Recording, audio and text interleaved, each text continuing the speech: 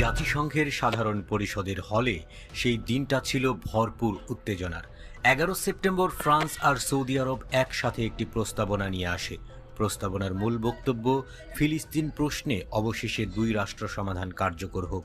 142টি দেশ সমর্থন জানায়, অনেকেই করতালি দিয়ে সিদ্ধান্তকে স্বাগত জানায়, কিন্তু সেই আসরে অনুপস্থিত থাকে ইরান। কেন ইরান ভোট দিল না?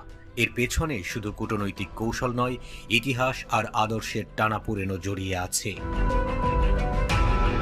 ইরানের চোখে এই দুই রাষ্ট্র সমাধান আসলে এক প্রকার বিভ্রম। তেহরান মনে করে এই পরিকল্পনা ফিলিস্তিনিদের মৌলিক অধিকার প্রতিষ্ঠা করবে না, বরং ইসরায়েল রাষ্ট্রের অস্তিত্বকে বৈধতা দেবে।